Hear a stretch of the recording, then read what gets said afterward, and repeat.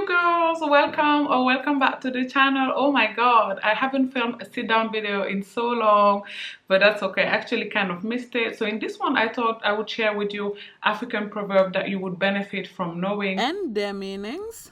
So without further ado, let's get right into it. The first one being Garabulu Sutul Dulame Care. So this is Wolof, and it means if a tree isn't taller than you won't actually be able to benefit from its shade. Okay, so this proverb is often used in relation to dating. It's often told to young women who are entering the dating scene, who are looking to get married, and basically all it means is be hypergamous, right? It means if a man doesn't have more than you, he won't actually be able to help you. Senegalese society is a very hypergamous society. I could share with you Kujoy Duna Kujoy, which means somebody who is crying cannot comfort another person who is crying. So again, hypergamy is very encouraged in Senegalese society. We tell women to look for men that can provide a better life for them and even for their families. It isn't unusual for someone's husband to provide for his wife's mother and fathers and brothers and sisters, for example. At least in the villages, in the big cities like Dakar, it is changing. Obviously, women have access to education, and a lot of women can support themselves. Some women even support the husbands, like in the West. But if you go deep in Senegalese villages, then women do seek to marry men that have at least as much means as they have, or more than they do. But yeah, ladies, like, don't get into a relationship with somebody who has less than you. I don't think that works out well for women. I would advise women to always seek for at least an equal, because it's not always possible to find someone that has more than you do, especially if you have much. But I do think that it is realistic for all women, or at least most women, to find equal. Another thing my mom says all the time is konye nyewul bopom, and this is literally my favorite saying. It pertains to envy, and basically all it means is that whoever you envy doesn't even envy themselves. I think it is so important to remind ourselves of this, that we don't actually know what's going on in people's life. On social media, people post snippets, okay, highlight reels, okay, bits and pieces of their life. We don't actually know l'envers du décor, so we have to be very careful with envying what other people have. And this saying really insist on the fact that sometimes even the person who is living the life isn't even happy with the life they're living. Oftentimes we envy people's life, but whoever we are envying doesn't even envy themselves, as in they're not even happy with the reality that they are living. The very reality that we are envying, even they don't want that reality. So remember that you don't actually know what you are hoping for, what you are wishing for. Sometimes I would see people under the comments of couples on TikTok being like, same prayer sis, same prayer sis, you don't deserve this man, you deserve a better one, give me this one. And you don't even know what you're praying for. Like, you're saying same prayer without even knowing exactly what you're praying for.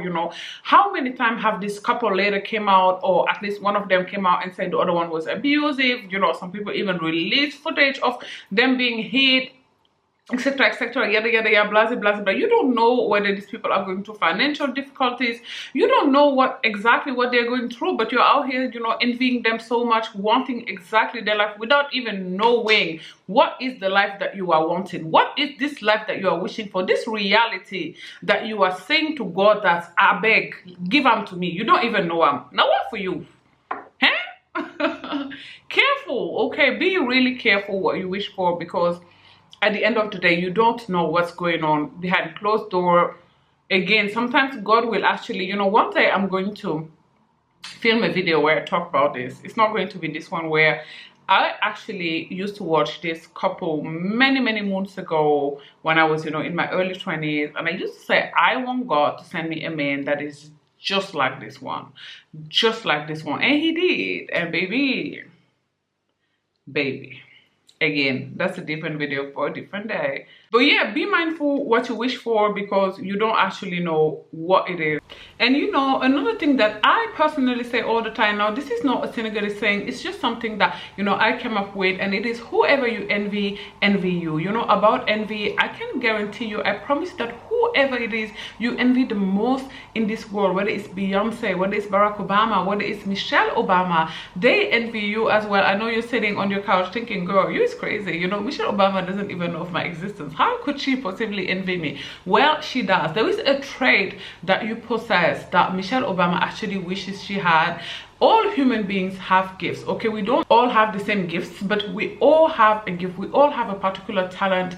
Some of us have many gifts, right? Some of us have like 4 or 5, and some of us have only 1, 2, but we all have something special, and nobody has it all. Nobody knows it all. So that means there is something that you know that Michelle Obama doesn't know. There's something that you know that Beyonce doesn't know. There's something that you know how to do that Barack Obama doesn't know how to do. That is just the way God has created us. You know, there is a saying in Senegal that says God doesn't give it all, and I think there is a lot of truth in that. I don't think I have met or I heard of a human being that has it all. There's always something missing. There's always something, a little thing, anything that they don't have. And so there is something that you possess, a character trait, something you know how to do, perhaps, that, you know, Michelle Obama envies. Perhaps not in you because she doesn't know you, but in the people that she knows, because among the people she knows, you know, this is simple math. Like, if we're 8 billion human beings, then among the people she knows, there's somebody who have that very character trait that you possess, or knows how to do that very thing that you know how to do, and she envies it in them. So somehow, you know, she envies it in you. I remember hearing one of her interview. I think I talked about this in a video where she was talking about how, you know, for many years she was a married single mother. Now, not when her children were babies, but, you know, when they were younger, like I believe they were 4 and 6 or something like that, or 4 and 3, or 4 and 2. I don't know, you know, I don't know the difference of ages between Malia and Sasha, but what I know for a fact is that one of them was 4, and she talked about how Barack was busy out there networking. You know, he was networking so that he could become more famous, you know, in the Democratic Party, so that, you know, he could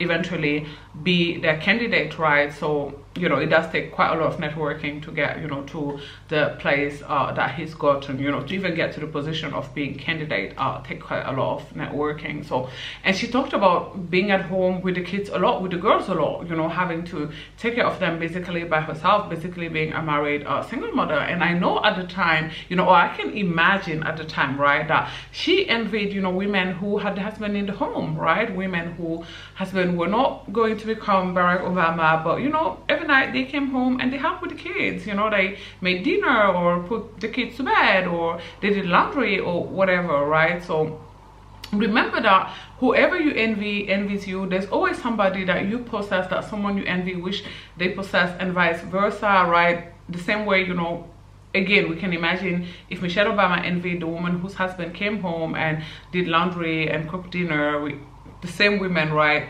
We all envied her, I guess, you know, the night Barack won.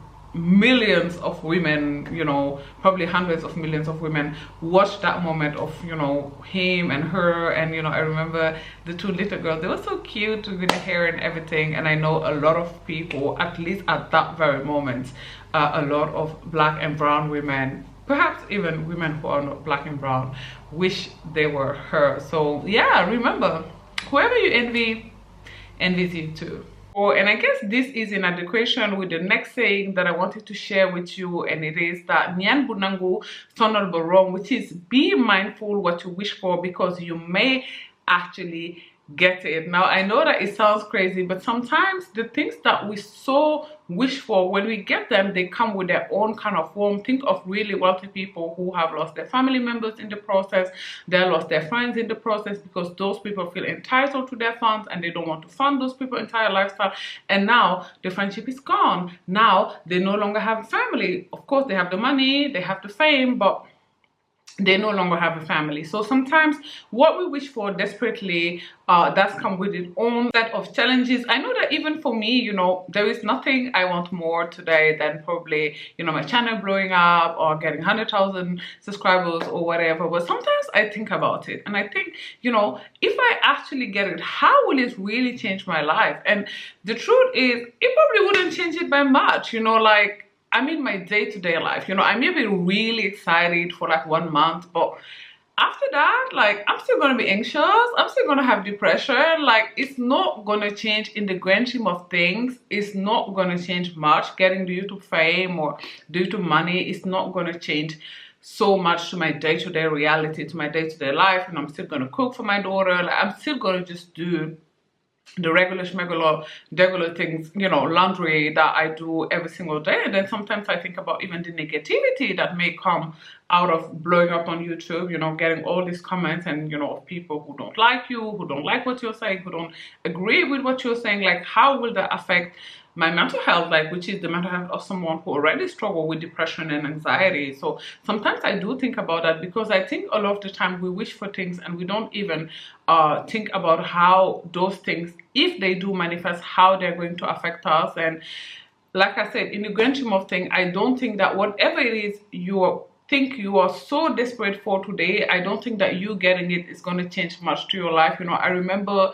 the days I used to manifest living in this apartment, and when I tell you I live in my dream apartment, I live in my dream apartment, okay? It's better than what I envisioned. It has, you know, a lot of light for content creation. It has kitchen island. I always wanted that. Like, this is my dream apartment. And I remember for 7.5 years I used to think about it day in, day out, okay? I used to, every breath I took was manifesting this place. And I was super ecstatic when I first moved here for like 21 days. You know, when I first moved from the hood and I got here, for the first month also, I was super excited, like walking on water, okay? But nowadays, like, it's been, and it hasn't even been that long, you know, it's only been maybe 4.5 years or so.